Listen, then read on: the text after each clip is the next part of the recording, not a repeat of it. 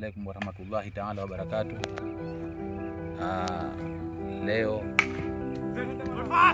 nimekuja katika viwanja hivi vya Chokoani kuangalia vijana wetu ambao kwa sasa wanajishughulisha na mpira wa baseball.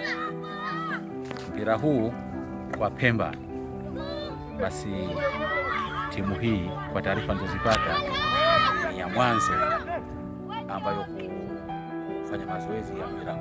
Kwa kweli kwa nafasi yangu nimefurahi sana, na nawaahidi vijana hawa nitawashika mkono kwa kadri hali itakavyoruhusu. La pili, ni washukuru sana makochi na wakufunzi wote ambao wamejitolea kuwalea vijana hawa. Niwapongeze na niwashukuru na niwaambie kwamba waendelee. Wito wangu tu kwa walimu hawa ambao wafundisha vijana hawa mpira wa baseball, wazingatie na muda. Yaani watoto bado ni wadogo, lakini kawaida ya binadamu wana nafasi tofauti. Kuna wakati nafasi yao ya kwanza ni elimu. Wahakikishe kwamba vijana hawa wanakwenda shule, wanakwenda na madrasa, chuoni na mambo mengine. Lakini la tatu, kufanya ibada. La nne, kuna sehemu hii ya michezo na kupumzika.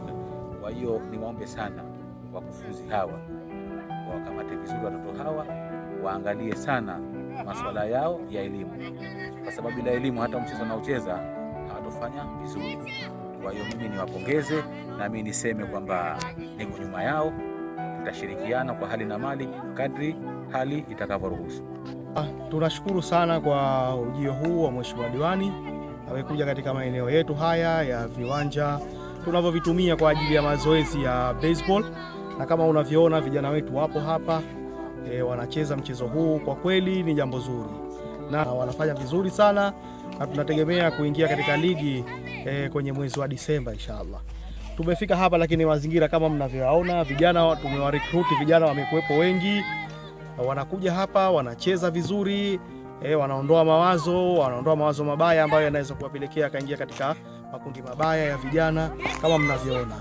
Lakini changamoto iliyopo kama mnavyoona sasa hivi hapa, uwanja kwa kweli sio rafiki kwa vijana kucheza mpira huu. Kwa hiyo tunawaomba viongozi wetu, tukianzia mwakilishi wetu wa jimbo la Mkoani Mheshimiwa Hijazi, tunaomba basi mtufikirie kututafutia sehemu nyingine itakayokuwa na uwanja mzuri, mtusapoti ili tuweze kuendeleza kucheza mchezo huu. Lakini vile vile tunamwomba sana mbunge wetu wa jimbo la Mkoani Profesa Makame Mnyam Barawa, naye atuone basi vijana.